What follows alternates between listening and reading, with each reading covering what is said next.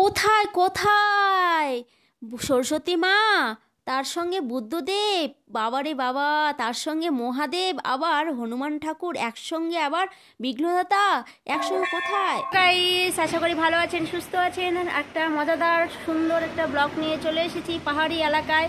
এখানে সরস্বতী পুজো কোথায় কোথায় হয়, এখানে অনেক জায়গায় সরস্বতী পুজো হয়। তো আমি একটা জায়গায় খোঁজ পেয়েছি, সেখানে আমরা ঘুরতে যাচ্ছি আজকে। সরস্বতীর পাশাপাশি আরও অনেক কিছু আছে ওখানে দেখার। তো সঙ্গে থাকুন, পুরো ভিডিওটা দেখবেন। আর সবাইকে সরস্বতী পুজোর শুভেচ্ছা রইল। এনজয় করে সবাই ঘুরতে যাও। আমরা বেরিয়ে পড়লাম সরস্বতী মায়ের দর্শনের জন্য। কোথায় পুজো হচ্ছে, তো এটাকে রানীপুল বলে। আমরা পৌঁছে গেলাম গ্যাংটকের আগে 5 মাইল বলে একটা জায়গা আছে, সেখানে অনেক বড় মন্দির। এখানে সরস্বতী মায়ের আরাধনাও হচ্ছে, এদিকে বুদ্ধদেবেরও পুজো হচ্ছে, এদিকে রাধা গোবিন্দেরও পুজো হচ্ছে। এখানে মানে কি বলবো, হরে কৃষ্ণ নাম কীর্তনও হচ্ছে একসঙ্গে। অনেকগুলো দেখার এটা, মানে যদি কোনো দিন এসে থাকো তোমরা, এই 5 মাইলে নামবে। আমি ঠিকানাটা বলে দিই, 5 মাইল মেডিকেল কলেজ, মেডিকেল হসপিটালের পাশেই এই মন্দিরটা। এখানে খুব সুন্দর একটা বড় মন্দির আছে, সব দেখতে পাবে তোমরা। দেখো, আর বরকে একটা সুতোর মালা দিল, সেটাকে বাঁধতে বলছে, আর পরের জনের কাছে যেতে বলছে ঠাকুরের চরণামৃত খাওয়ার জন্য। তো আমার বর নিল, আর আমিও পরে নিয়েছিলাম। তারপর চলে গেলাম ভিতরে আমরা। এখানেই কীর্তনটা হচ্ছে, খুব সুন্দর কীর্তন হচ্ছে। এখানে শ্রীকৃষ্ণ সাজিয়েছে একটা কিউট বাচ্চাকে। আমার তো খুব ভালো লাগছে বাচ্চাটাকে দেখে, একদম সো কিউট। তোমরাও দেখো যে সে শ্রীকৃষ্ণ সেজেছে। আর নেপালের মধ্যে এত সুন্দর একটা বন্ডিং আছে, তারা এত দেবদেবীকে মানে। এখানে প্রচুর হিন্দু আছে, শুধু নেপালিরাই হিন্দু নয়, অনেক হিন্দু আছে। দেখো এই যে শ্রীকৃষ্ণ সাজিয়েছে, দেখো না, সত্যি কিউট লাগছে দেখতে। হরে কৃষ্ণ হরে কৃষ্ণ, কৃষ্ণ কৃষ্ণ হরে হরে, হরে রাম রাম রাম হরে হরে। হ্যাঁ, রাধে রাধে।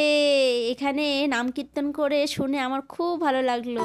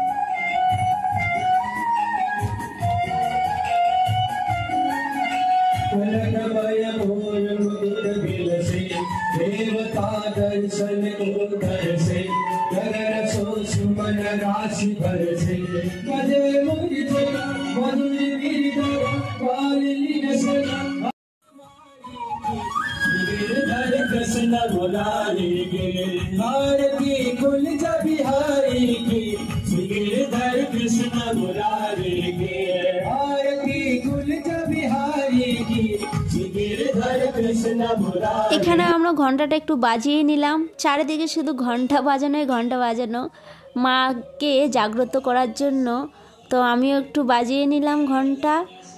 আর এদিকে দেখো, শিব ঠাকুরকেও পুজো দিচ্ছি।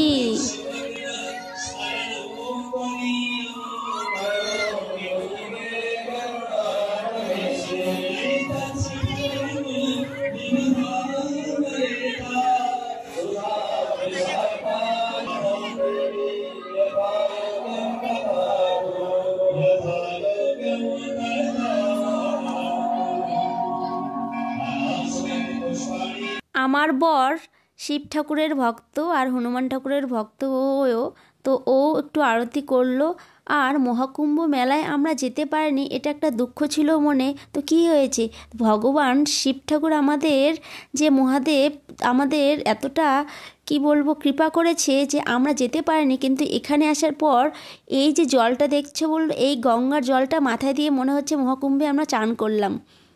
এখানে হনুমান ঠাকুরও একটা বড় আছে। আমি এখানেও বাবাকে আরতি করলাম। মানে তোমরা যদি আসো এখানে এই মন্দিরটাতে, তাহলে অনেকগুলো দেখতে পাবে। গণেশ ঠাকুর দেখতে পাবে, হনুমান ঠাকুর দেখতে পাবে, আর যজ্ঞ করার একটা কুণ্ড আছে পিছনে, সেটাও দেখতে পাবে। আর কি বলবো, বুদ্ধ স্থান দেখতে পাবে, বুদ্ধর অনেকগুলো দেখতে পাবে। শ্রীকৃষ্ণের একটা সুন্দর একটা ধাম দেখতে পাবে। আর একটা গাছ আছে, সেই গাছটাকে তারা পুজো করে, সেই গাছটার নাম জানি না আমি, কিন্তু ওই গাছটাকেও পুজো করে ওরা। তো ওই গাছটাও তোমরা দেখতে পাবে, তোমরা যদি জেনে থাকো সেই গাছটা কমেন্টে জানাও। আমরা এখানে তিলক নিলাম। বেসিক্যালি নেপালিদের তিলক তোমরা জানো আতপ চালের তিলক হয়, তো আমরা কোনো দিনও নেইনি, আমি এই প্রথম নিলাম আতপ চালের আর সিঁদুরের তিলক। দেখো গণেশ বাবা মূর্তিটা খুবই সুন্দর, কাচের ভিতরে আছে যাতে কেউ টাচ না করতে পারে, আর বাইরে থেকে সবাই তাকে দর্শন করতে পারে, আরতি করতে পারে, পুজো দিতে পারে। খুব সুন্দর একদম গণেশ বিঘ্নদাতার। এই দেখো আমি একটা প্রদীপ নিয়ে ছবি তুললাম, আমার বড় তুললো।